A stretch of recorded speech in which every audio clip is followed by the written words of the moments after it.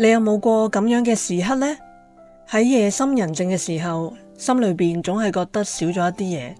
面對父母嘅時候，想講嘢，但係又講唔出口。喺職場上拼命證明自己，但係點樣努力都覺得自己唔夠好。成日將人哋嘅感受放喺第一位，自己嘅需求卻一次次被推遲。今日想同大家分享嘅係一本我讀完內心被狠狠篤中嘅書，涼爽嘅把自己重養一遍。如果你有過呢啲感覺，呢本書可能正正係為你準備嘅。大家好，我係時之莎，同你每星期讀一本好書。點解要重養自己呢？好多人第一次聽到重養自己呢4個字，可能會誤解係咪要否定父母呢？係咪要拼命花錢買嚟補償自己呢？係咪嫌棄而家嘅自己唔夠好呢？作者喺書一開始就幫我釐清咗3個誤區。第一，重養自己唔係推翻父母嘅養育之恩，將你養大，父母已經竭盡全力。我哋唔係要否定佢哋，而係要承認佢哋喺付出嘅基礎上面接過人生嘅主導權。第二，重養自己唔係跌進消費主義嘅陷阱，核心係養自己，唔係養資本。買一個包，食一頓大餐，唔會令你真正有蛻變。真正嘅重養係從內在嘅系統性成長。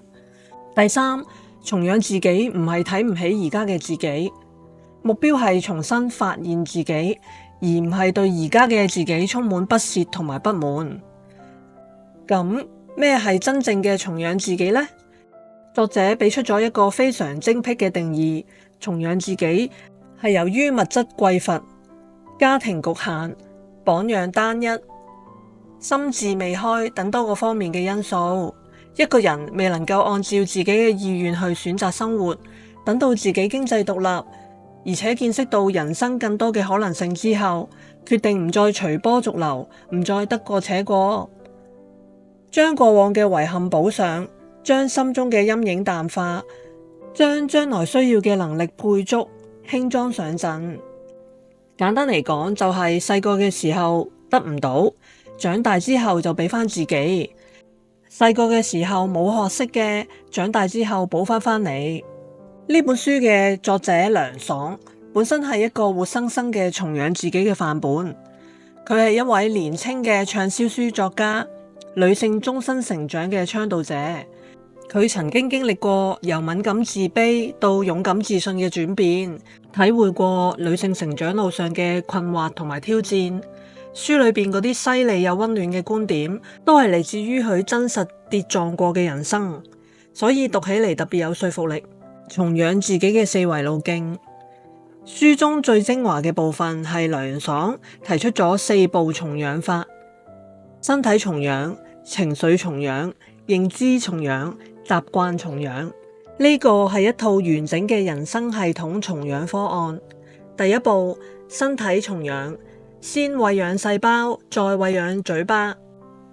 作者曾經係一個焦慮肥胖嘅女生，體重140斤，焦慮脫髮，月經紊亂。佢透過1年嘅調整，蛻變成為體脂20、情緒穩定嘅升級版自己。佢係點樣做到嘅呢？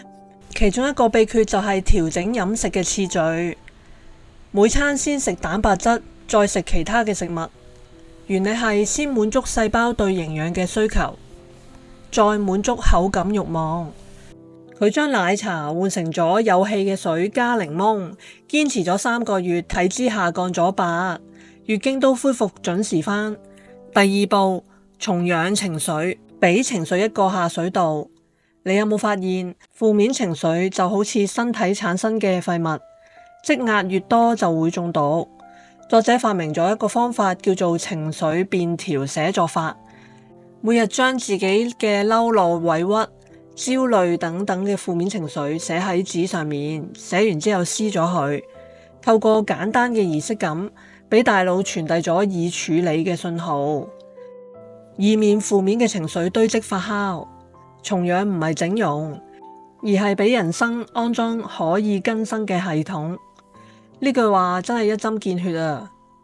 第三步，認知重養，由我應該到我可以。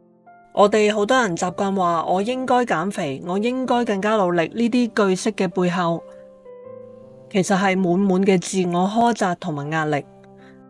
梁爽教我哋做一個簡單嘅句式轉換，將我應該轉成我可以。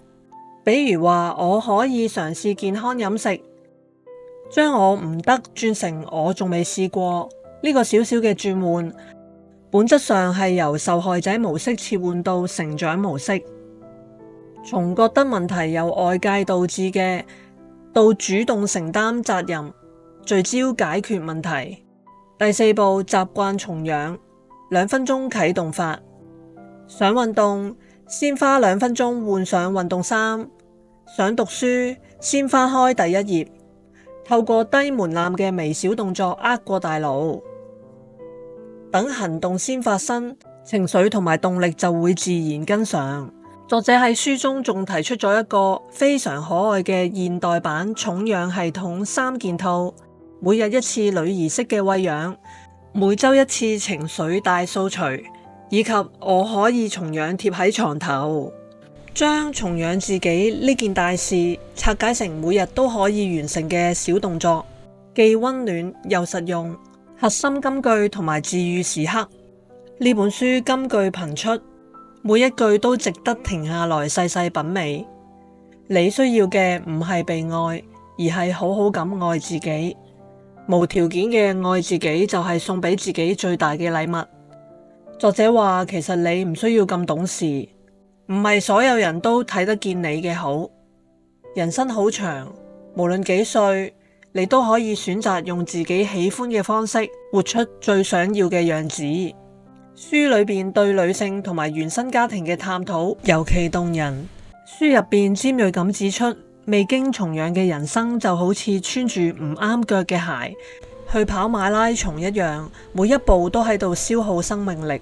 佢仲俾出溫柔嘅解藥，重養唔係推翻過去，而係帶住過往嘅所有經歷重新排列，組合成更加喜歡嘅樣子。書入邊有一句說話非常之治癒我忍唔住要分享俾各位。細個嘅時候，遙不可及嘅願望係時候要實現；童年潰爛結痂嘅內傷係時候要愈合；心靈嘅碎片要重新拼起嚟，內心嘅缺口要打上補丁。最後，作者喺書入邊分享咗佢親身嘅經歷。佢曾經喺半養自己嘅嗰啲年頭，養成咗早起嘅習慣，一個人喺圖書館入邊睇書，用獎學金去旅遊。後嚟佢喺重養自己嘅嗰啲年頭，四處闖蕩，堅持寫作、科學護膚、運動健身、矯正發音，最終活成咗自己中意嘅模樣。佢喺書中話，雕塑本來就喺石頭入邊，我只係將唔需要嘅部分去除。佢又話，我想要嘅樣子本身就係喺自己身入邊，我只係發現佢，然後查缺補漏，重新養出我心目中嘅自己。我亦都開始將我自己重養，當自己係自己嘅女兒一樣，盡量每日都抽時間打扮到自己覺得靚，着自己中意嘅衫，唔係流行嘅衫。1個月去做1次全身嘅精油按摩，我發現全身嘅皮膚會亮麗好多，自己亦都會好開心。學習一直想學嘅技能，做自己一直唔敢做嘅事，就算俾別人否定都堅持落去。而家開始漸漸中意返自己，每日都感覺到開心。各位朋友，無論你而家係幾多歲，係20幾歲、30幾歲，定係年長一啲，都嚟得切將自己重養一次。呢本書話俾我哋知，重養自己唔係自私，而係將對別人嘅期待收返嚟，先將自己養得枝葉繁盛。